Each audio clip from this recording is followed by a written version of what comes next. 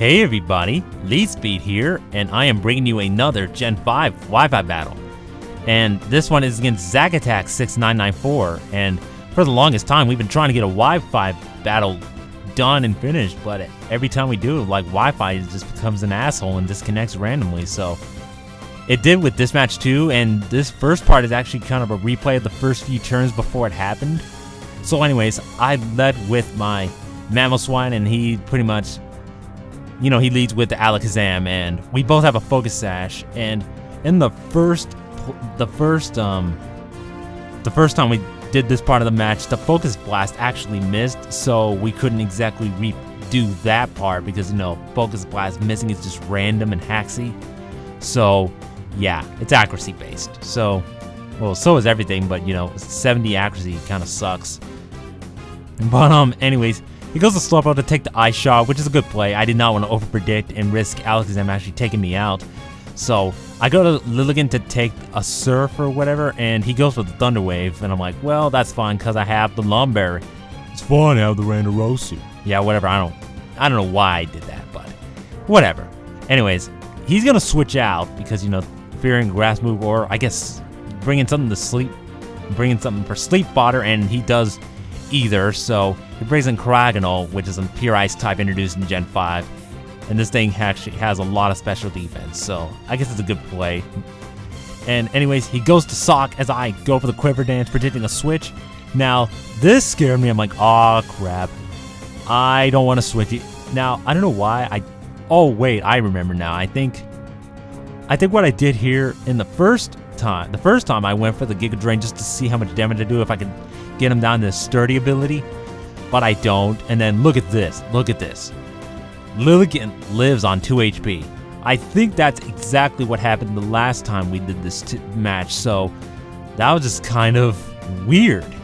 But he makes a good play and goes to Ninetales to take the Hidden Power Fire, which I used predicting a switch into something else like Bisharp or Kraganol, because both could kind of wall me. But yeah, he really made a good play. So, oh yeah, I actually spoiled it. He has a, wow, I can't believe I did that. He has a Bisharp on his team, and that Bisharp actually proves to be very, very annoying alongside the Sawk, but that's not the point. But anyways, I bring in Eustace because he's a boss like that, and he thought he could live this Aqua Jet. I'm like, nah, he's not gonna live it. Even at full HP, I think this is Aqua Jet's gonna pretty much take him out because of his ability, Adaptability, and the Life Orb. Adaptability increases the power of the stab moves from 1.5 to 2, so it's pretty much multiplied by times 2. So the input is bigger now, so that's kind of cool. So I go for the Crunch. Now he predicted me to go to my Mammal Swine to absorb the Thunder Wave, but nope, I just go for the Crunch, and he was like, what? Crunch? I'm like, yep, I have Crunch. So didn't see that coming, did ya? Because no one ever uses this thing, so it's like, start using him, damn it. Even though you might think he sucks, he's boss. You just have to use him right. And he goes for the Thunder Wave. Now, I mean, I could have predicted that because, you know, he knew I was staying, but, you know, I don't think it was really worth the risk anyways. So pretty much he's gonna go for the Slack Off just to restore some of his HP, and I'm just gonna go for another Crunch because I got the defense dropped. So there's really no reason to overpredict or anything because, you know, even if I died a Life Orb, I'm gonna do enough damage to revenge kill it with something else, and that's pretty much what I aim to do here. So he's gonna switch out into his Bisharp that I mentioned earlier, and I was like, oh crap, no defense drop, no defense drop, please, please, please. I was hoping not for a defense drop because this thing can run the ability Defiant, and basically what that does is raises your attack stat by 2 stages whenever your stat decreases by another opponent. So if the opponent used like Intimidate on you from ability, or if they use like Tail Whip, its attack's gonna go up by 2 right off the bat because of Defiant. And he would have been at +4 if he got that defense drop and the Swords Dance boost. Now I switch out to my Mammal Swine in case he had Sucker Punch, and I know these things can carry Sucker Punch. So but he made an excellent play and goes for Night Slash because he knew I would predict the Sucker Punch, so that was a really good play for him. And I'm gonna bring in my Crusher, my Heracross, just to take that thing out. or just hit anything. So he decides to go to Alakazam as Death Fodder just to see what I locked myself into. The reason he didn't bring in Slowbro because I could have went for the Mega Horn and taken it out, and that would have been a huge hole in the team that I broke through. So that's good for him that he didn't bring in Slowbro right away. But here, I decide I make a switch to Eustace, my Basculin. Wow, I never even said the name of the poke, like what the poke's name actually was, a Basculin, which is a new water type introduced in Gen 5, by the way. But here, I go for the Aqua Jet, you know, the turn after he used Thunder Wave on me because he forgot about this poke. But I should have went for the Crunch because, you know, he had Slack Off.